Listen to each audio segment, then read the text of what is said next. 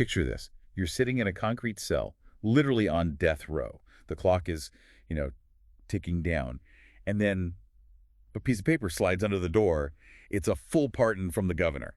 Hmm. You didn't earn it. You couldn't, afford a high-powered legal team to argue your case. It's just pure, unmerited mercy. It's an incredibly dramatic premise, and that unearned rescue is really the core of a theological text we're doing a deep dive into today called Talking About Jesus. And just to be super clear to you listening, our goal isn't to preach or endorse this theology. No, definitely not. We just want to put its internal logic under a microscope, and see how it claims this spiritual deliverance actually works.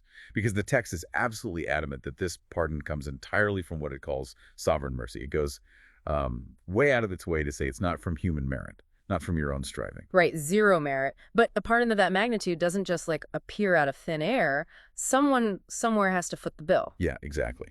So how does this text claim that debt was actually settled? Well, the author explicitly rejects the usual currency. The text actually states this ransom wasn't paid with silver or gold Or even human religious devotion. Right, exactly. Those things are deemed completely insufficient to balance out the cosmic scales. Instead, the transaction requires the precious blood of your Redeemer. So the blueprint here is that a willing sacrifice absorbed the burden of guilt. Creating a kind of perfect equilibrium. Yeah, where justice was satisfied, but mercy could still be, poured out. Okay, wait, let's unpack this a bit. The author promises newness of life, and I think the quote is, "The tomb no longer confines you." But people still literally die. How does the text get around the undeniable biological reality of death? Yeah, it's a really fair question, and the text handles it by making a super sharp distinction between the biological and the spiritual. Yeah. It totally acknowledges that the physical body still walks an earthly path. And eventually faces physical death. Right, but it argues that the soul is what is raised from spiritual death. So while the grave still claims the physical body, its ultimate claim over the person's destiny is just broken. Oh, I see. So the spiritual death penalty is revoked. But the believer still has to wake up the next day. What does this text demand of them on, a random Tuesday? Well, this is where the document shifts from high-level theological theory to daily, practical instruction.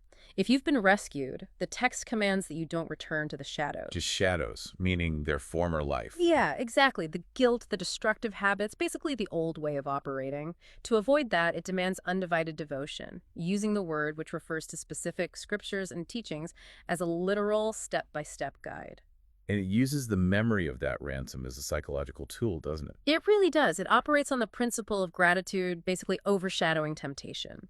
By keeping that immense, brutal cost of their freedom top of mind, the text argues that the desire to return to the old life is effectively neutralized. It's like an active defense mechanism. Yeah, keeping them from sliding back into old habits. So according to the author, this isn't just a get-out-of-jail-free card. You don't just put the pardon in your pocket and go back to business as usual. No, definitely not. It's being granted a completely new citizenship that demands a totally different way of living. And a different way of viewing time itself, actually. The text argues that eternal life is not merely some future hope or an afterlife destination you arrive at eventually. Wait, so it's happening right now? Yes. The author insists it's a present reality that begins immediately. The moment you're delivered, that eternal life just starts. Wow. Well, thank you for joining us for this deep dive into the mechanics of this text. It's always so illuminating to step inside a different framework and trace its internal logic with you. Absolutely. But before we sign off, we want to leave you with a final thought to mull over. If a framework like this treats eternal life as a present reality rather than just an afterlife destination, how might viewing eternity as something happening right now fundamentally alter how someone makes their very next incredibly mundane decision? If you're no longer sitting on death row, but holding that pardon in your hand today, what do you do with your first free afternoon?